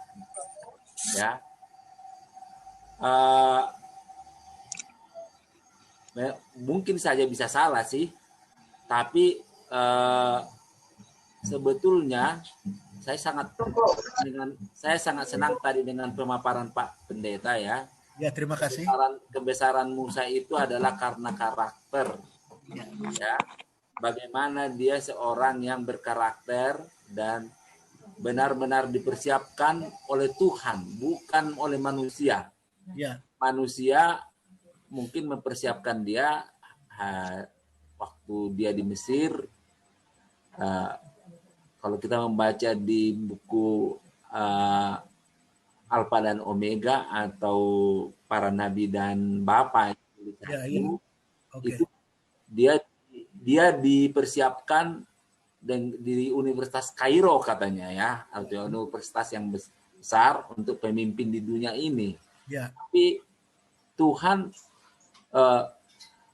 bukan itu kriteria Tuhan sebetulnya untuk Musa. Tapi Musa itu harus digembleng dulu di Universitas Belantara di Midian, ya, supaya karakternya dia supaya lebih lemah lembut dan dilayakkan untuk itu. Ya. Jadi sebetulnya orang muda tadi, kalau dia merasa diri hebat, sebetulnya itu bisa saja anggapan dia sendiri. Tapi yang lebih utama adalah sebetulnya seorang pemimpin PA yang pantas diangkat itu adalah kriteria rohani sebetulnya. Amin. Ya, rohani. Ya, apakah dia itu rohani, menuntun orang-orang muda untuk mengikut Yesus dan membawa orang tetap berada dalam kebenaran, itulah sebetulnya yang lebih utama.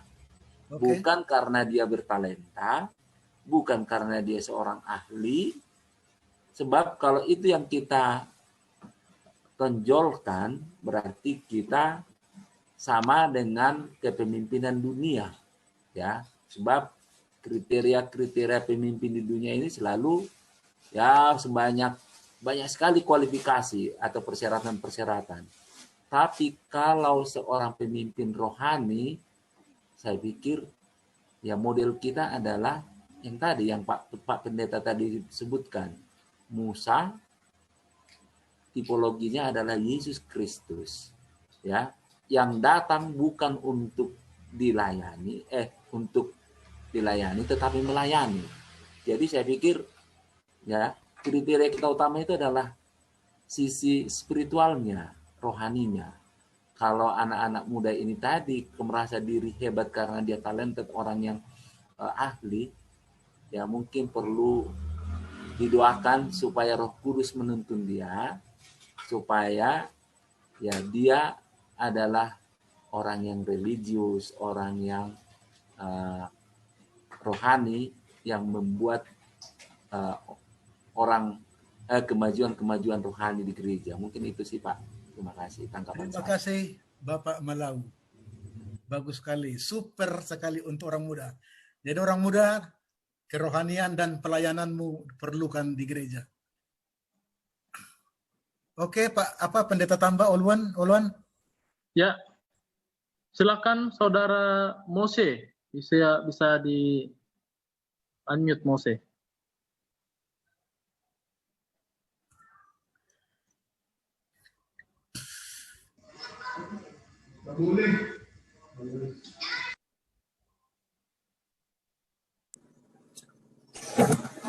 Oke, selamat sahabat bagi kita semuanya.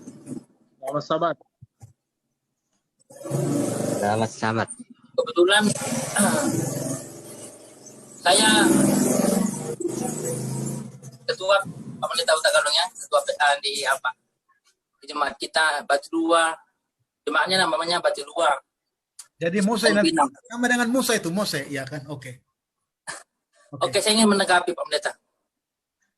Nah, kalau saya melihat di sini ada sikap egois atau ingin menunjukkan diri. Kalau saya mengangkat dulu ya, kalau saya 23 dikatakan, apapun yang kamu perbuatlah dengan apa? Dengan hatimu, seperti untuk Tuhan dan bukan untuk apa? Bukan untuk manusia. Tetapi berbanding terbalik dengan ketua PA hebat tadi ya, dalam tanda kutip. Ya. Dia merasa dirinya hebat. Tetapi kalau kita di majelis tentu atau komite tentu tahu siapa-siapa orang yang dipilih. Faktor yang pertama tadi seperti Bapak tadi bilang, spiritual. Bukan karena apa? Kehebatan. Tuhan memilih Yoas ketika umurnya 7 tahun, dia menjadi apa? Menjadi raja.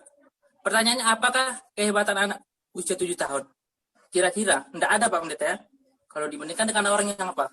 Orang yang dewasa, Tuhan tahu bagaimana nanti Yoas ini atau dia yang memimpin melakukan yang benar di mata Tuhan. Demikian juga anggota komite. Saya yakin anggota komite ini dipakai Tuhan sebagai sarana memilih yang melakukan yang benar, bukan memilih untuk menunjukkan apa? Kepintaran atau bakat. Untuk seperti ketua PA tadi. Kalau dibilang tadi nasihat, apa nasihatnya? Seperti tadi mungkin kita perlu doakan dan perlu apa? Diarahkan bahwa pelayanan itu bukan untuk ditunjuk-tunjukkan, namun apa? Yang terutama yang mau melayani, bukan yang mau apa? Memiliki kemampuan itu. Terima kasih Pak Pendeta. Baik, ada lagi orang muda. Orang muda dulu, bagaimana nih orang muda semua? Baik, masyarakat di antara kita, orang-orang muda yang masih mau menanggapi, ya, dari pihak teladan. Dari pihak teladan sudah pasien.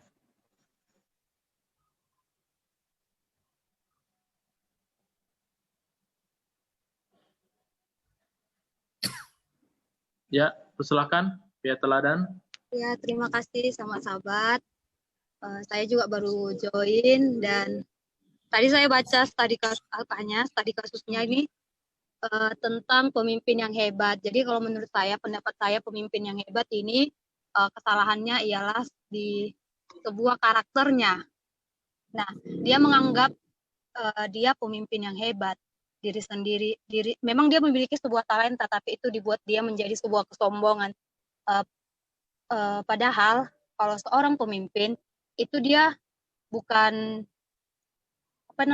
tidak meninggikan hatinya, tapi dia merendahkan hatinya, mau mendengarkan nasihat dari orang-orang, dan ketika dia pun tidak terpilih, mungkin dia harus belajar introspeksi diri, apa yang salah tentang dirinya sendiri, kenapa dia tidak terpilih lagi sebagai ketua PA. Nah, kita juga orang muda, ketika kita pelayanan yang sesungguhnya itu menurut saya adalah pelayanan di mana diri kita persembahkan untuk kepada Tuhan, bukan pelayanan yang kita pertontonkan untuk orang. Karena kalau kita pertontonkan untuk orang itu akan menjadi sebuah kesombongan bagi diri kita, dan di situ kita menonjolkan diri kita bahwa kita itu hebat. Tetapi ketika kita menonjolkan diri kita langsung kepada Tuhan, bahwa yang kita lakukan ini untuk Tuhan, pelayanan ini untuk Tuhan, bukan untuk manusia. Jadi kita bisa menjadi pemimpin yang rendah hati, bukan seperti pemimpin yang hebat ini yang sombong, karakternya tidak bagus. Jadi saya lihat di sebuah karakter yang dimiliki oleh pemimpin hebat ini. Jadi kalau misalnya sebuah nasihat untuk diberikan kepada pemimpin yang hebat ini, bahwa dia harus melihat dirinya sendiri, belajar dari dirinya sendiri, itu kenapa orang-orang tidak memilih dia kembali sebagai pemimpin PA, dan dia mungkin mengubah dirinya untuk lebih dekat kepada Tuhan, supaya dia memiliki kerendahan hati. Mungkin itu dari saya. Terima kasih. Baik, terima kasih. Super sekali ini pemimpin PA Teladan ini, dari PA Teladan ini. Ya, keterangannya. Pak Loran, ada Pak Loran? Ya, hadir pendeta. Itu Bapak Daniel Supriyono minta link untuk besok. Boleh kasih ya? Kasihlah. Oke, saya apa dia nanti saya. Boleh di chat itu dia minta. Saya baca di chat, dia minta untuk link interaktif Advent Islam itu. Oke.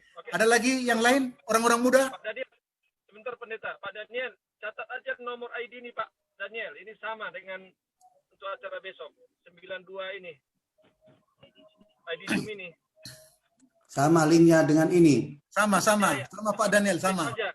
Ya. Pak ya, jam 7 besok. Ya. Terima kasih. Baik, ada lagi? Terima kasih. Saya kembalikan kepada Pendeta Olwan tambah.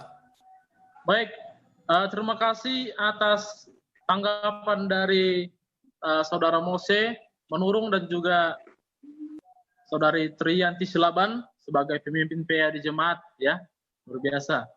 Baik, semoga boleh menjadi motivasi bagi orang-orang muda yang lain. Waktu kita. Ya. Masyarakat, sebelum kita kepada tutup sahabat,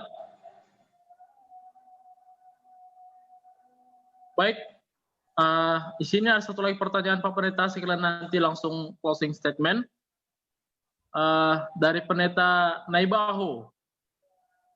Pendeta Naibaho, maaf saya tadi tidak ikut dari awal. Apakah yang dilakukan Musa sehingga dia bisa menjadi pemimpin yang besar rohani? Boleh langsung Pak Pendeta, sekalian langsung closing statement. Tuhan sendiri yang mengatakan, tidak ada orang seperti Musa yang hidup di atas muka bumi ini yang memiliki kelemah lembutan, kerendahan hati, dan panjang sabar.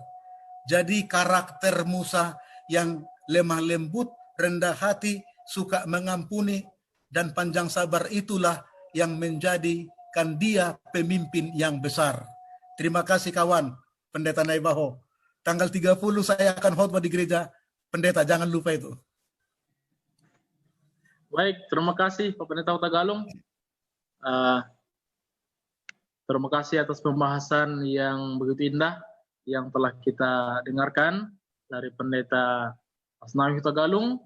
Kiranya Tuhan memberkati pendeta selalu dalam pelayanan, di dalam keluarga, memberikan hikmat di dalam pelayanan untuk menggembalakan umat-umat Tuhan. Baik, pada saat ini kita akan masuk kepada acara tutup sabat dan